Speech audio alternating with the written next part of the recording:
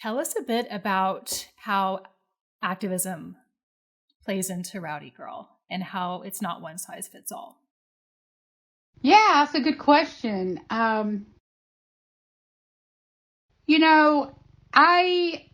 in my other life before vegan, I was always the kind of person that liked to inspire, motivate, encourage, educate. I had a school at one point. It was Renee King's School of Performing Stars, and I taught stage and vocal performance. I taught very, very high performing techniques to people that really wanted to perform in big audiences. I mean, and really have that star quality.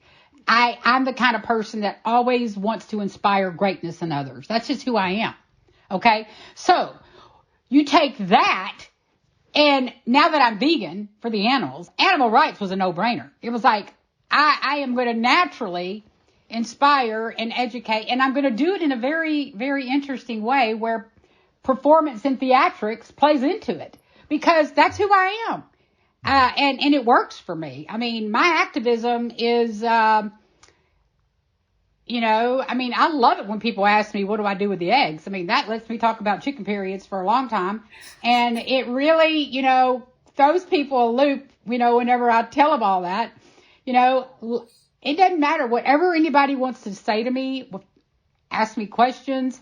My activism is such that I tell lots of stories and I hold nothing back. I don't judge, but by the time they get through talking to me, they are like really questioning their choices, because I do not hold back about educating around veganism.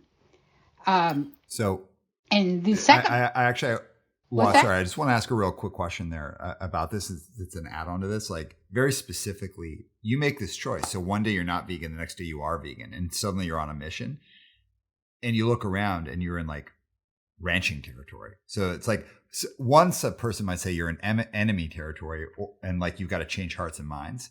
Another person might say like, oh no, you're in like prime opportunity. It's like you're in the opportunity area.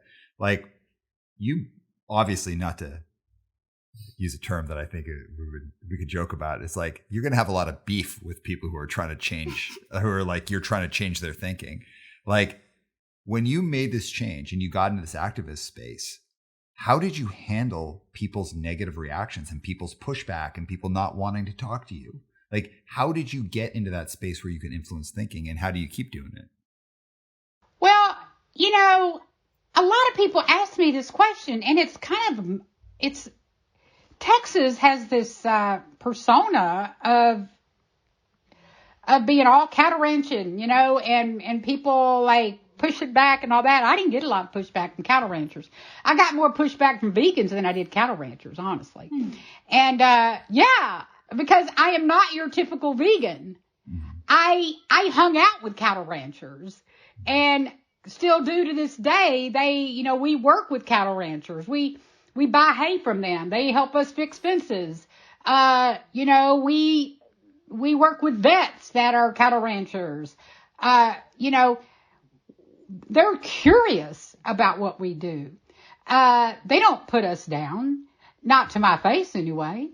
And I think that because we have cattle ranchers and their wives that call us wanting us to rescue animals that they don't want to send to the slaughterhouse because they've seen our story on national news. And so, we're really an ally to cattle ranchers. But I'll tell you, some vegans out there, we've had some vegans hate on us. It's the craziest thing you'd ever seen. But, but I haven't had any cattle ranchers hating on us.